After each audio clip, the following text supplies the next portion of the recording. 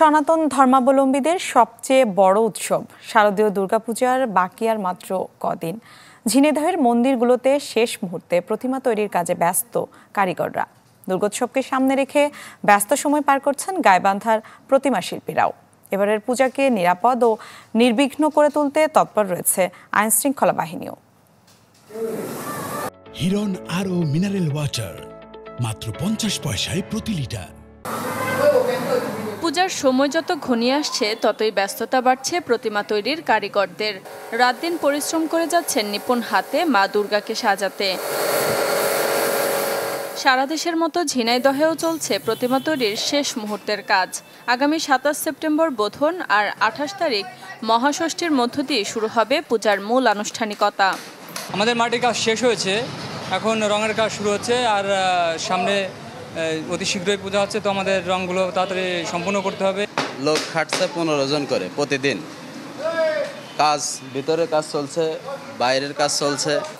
জেলায় এবছর 455টি মন্দিরে হবে পূজা। যে কোনো অপ্রীতিকর পরিস্থিতি এড়াতে বাড়তি সতর্কতার কথা জানায় প্রশাসন। জেলা প্রশাসন এবং সকলের সহযোগিতায় সুষ্ঠু সুন্দর ভাবে দুর্গাপূজা উদযাপিত হবে। কোনো প্রকার অপ্রীতিকর পরিস্থিতি এড়াতে আইন শৃঙ্খলা বাহিনী সহ সংশ্লিষ্ট সবাই সতর্ক থাকবে। একই অবস্থা গাইবান্ধার প্রতিমা শিল্পীদেরও। দেবী দুর্গাকে মনের মতো সাজাতে বিরতিহীন কাজ করছেন তারা। পূজা ঘিরে ভক্ত অনুরাগীদের উচ্ছ্বাসের পাশাপাশি সার্বিক নিরাপত্তায় তৎপর আইন শৃঙ্খলা বাহিনী।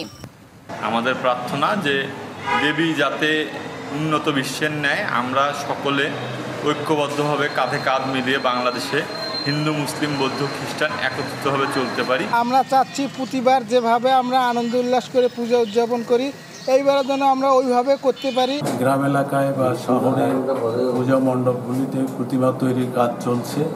এখানে সনাতন ধর্মাবলম্বীর পাশাপাশি এলাকাবাসী অন্যান্য সম্প্রদায়ের লোক আনাগোনা করছেন, তারা দেখাশোনা করছেন, উৎসাহ উদ্দীপনা দিচ্ছেন। এবছর দেবী দুর্গা আসবেন গজে চড়ে আর বিজয়া দশমীতে গমন করবেন দোলায়।